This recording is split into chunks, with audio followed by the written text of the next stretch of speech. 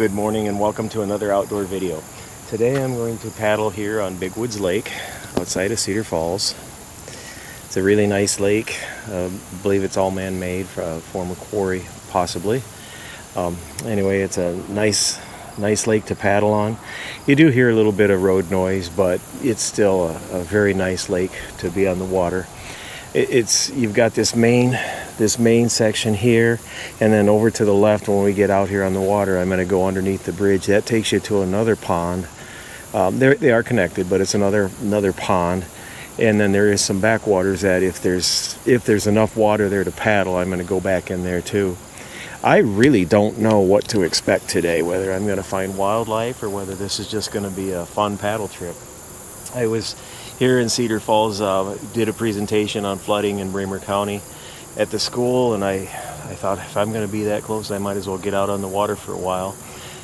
So it's a good way to start the Labor Day weekend out here on the water. And like I said, today I'm beginning here on Big Woods Lake, so let's go for a paddle.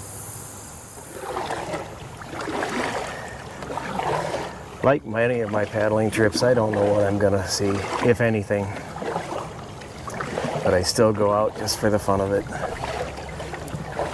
For me, for those of you who watch my videos regularly, you know this is one of my most relaxing things that I can do.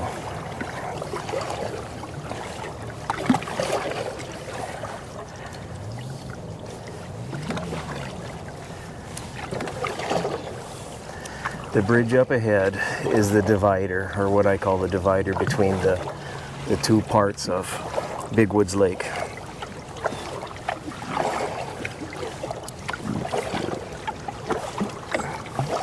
It's also the entrance to the backwaters, where sometimes I see things.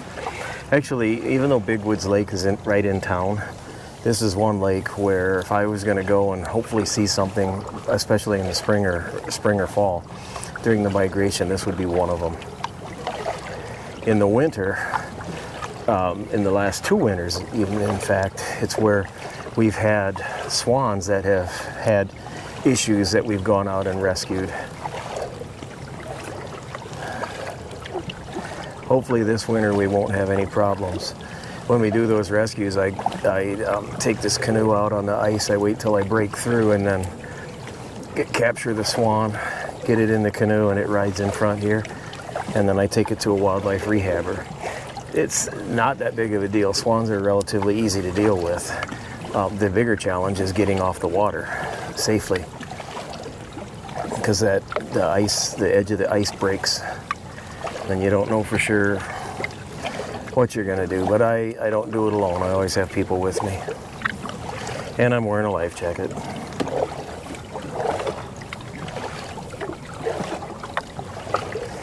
It's going to be warm today, and we do have a breeze, so I don't know that I'll be out here for hours, but it's pleasant so far.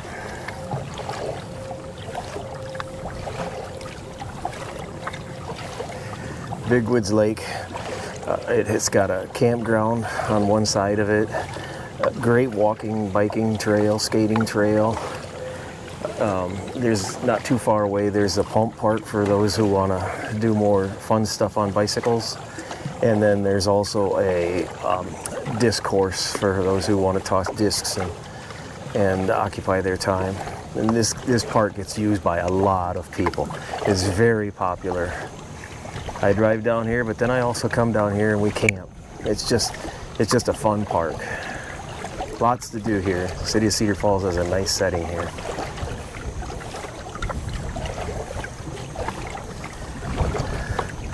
I was really thinking that this might be a little bit isolated from the wind or protected from the wind, but once I get into that main section straight ahead, that could be quite windy. I think I'll go into the backwaters first. In the past, it's not been unusual to see either egrets and certainly herons, and I also find false map turtles down here. I don't have any particular species I'm looking for, just anything.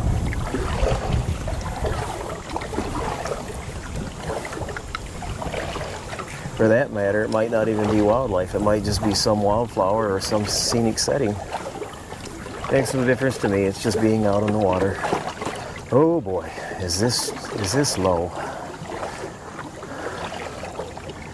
Well, that doesn't mean there aren't things to see.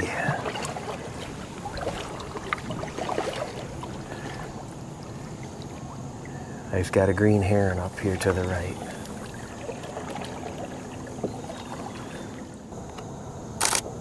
It's preening right now.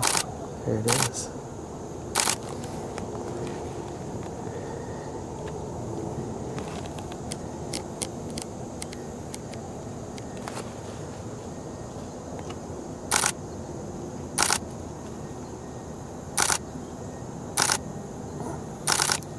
I'm just letting the water float me in quietly.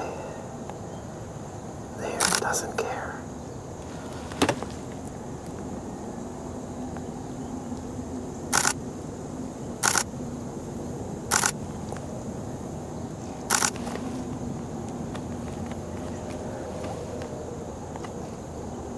I'm going to be too close to the phone pretty soon.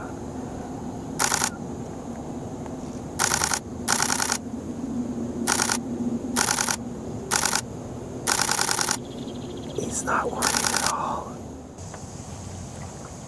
And there you go. The green heron is still there. I always appreciate when wildlife lets me take those photos. And for that reason, I respect them. There's no reason to spook it.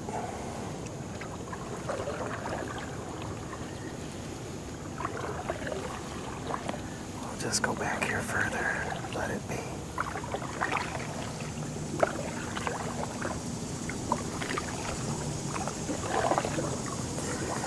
This will dead end up here, so we'll have to come back anyway, and maybe when I come back it'll be in better light. But that's a great start. First couple of minutes on the water and I've already found something.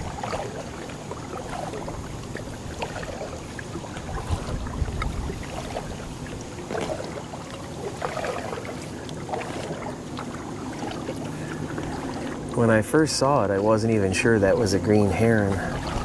I just recognized that the shape was unusual.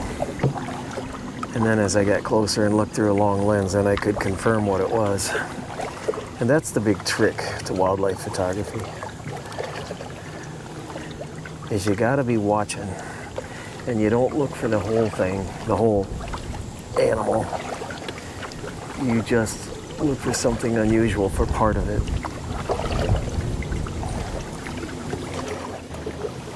On this log sticking out, there's a painted turtle. So you have to wonder, when they crawl up there, do they have fun crawling high off the water like that? Or why do they go to that trouble?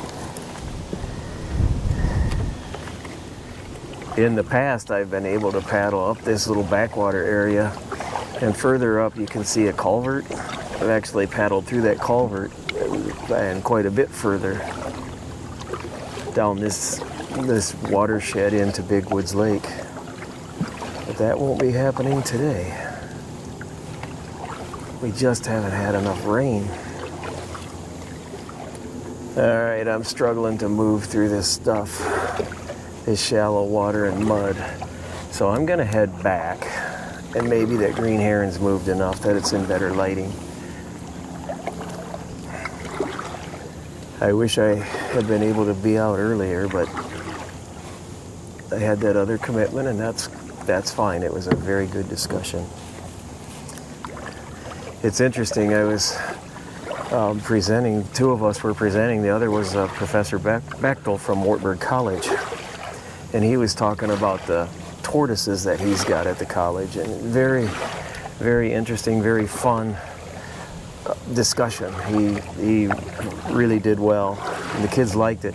And what was even more interesting is during his presentation he pulled out two tortoises that were less than a day old. They had just hatched, and you could still see their belly buttons. And I'll admit, I did not know that tortoises had belly buttons, but these did, and you could see them. So I have learned something today. So thanks, Mike. It was fun to share the audience with you. It's interesting how the wildlife back here is so habituated to having people around. To have a green heron sit and let me approach in a canoe within just feet is so unusual. Now we have to be looking for that green heron because we don't know, did it fly a little ways or is it still in that same area?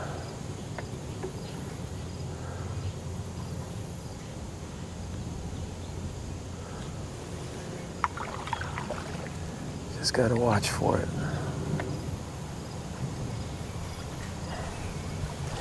And green herons, they'll also just walk into deeper into along the shore and into the vegetation and hide. So I might not see it again.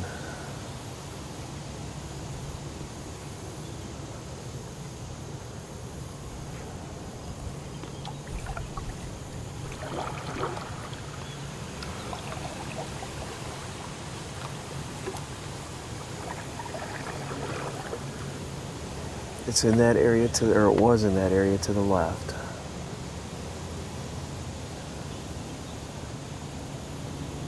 Let's be watching. It can be high, it can be low. Oh, it's still there. It's underneath the tree in the shade. I don't know that it's moved much. So I'm going to try to approach from a different angle.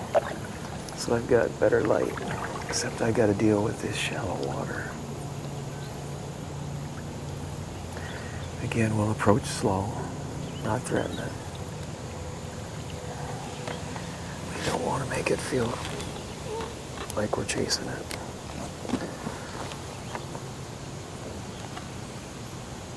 It's just hiding in the shade. It's amazing.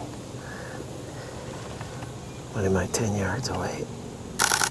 If that.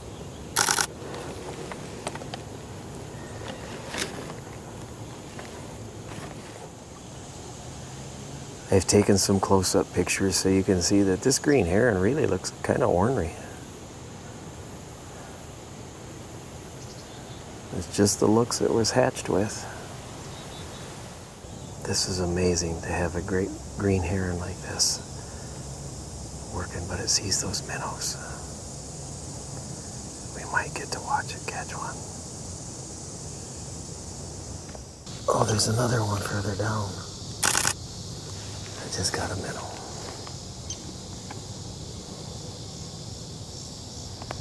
This is amazing.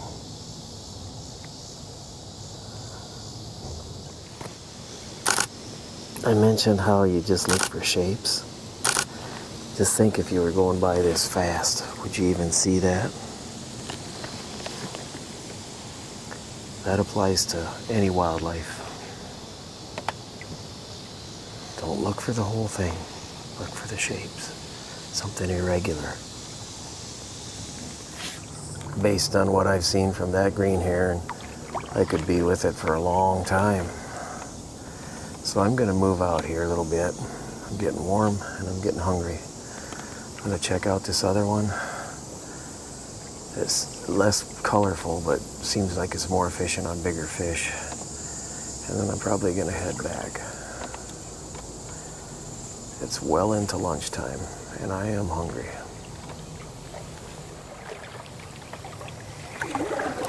For the sake of this video, I'm going to paddle out here and show you the second lake before I head back. So this is the other part.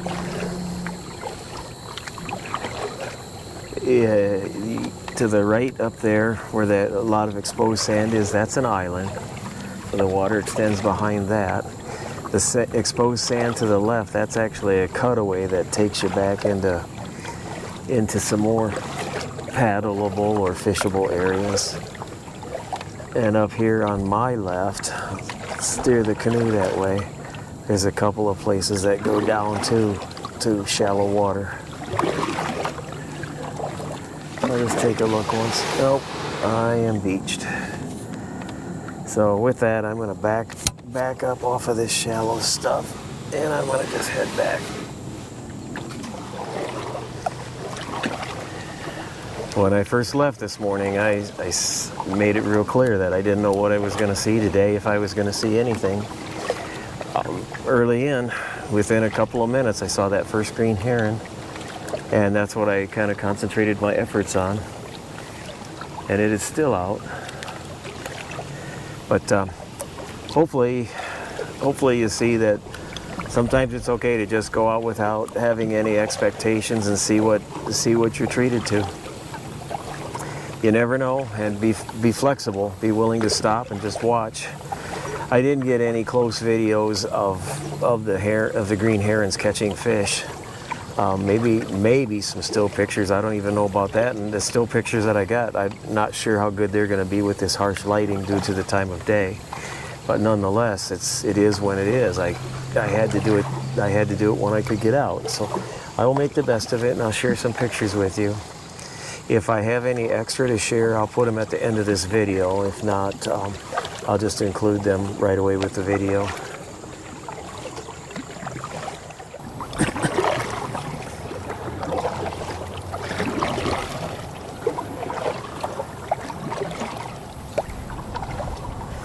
I'm safely back to the boat dock.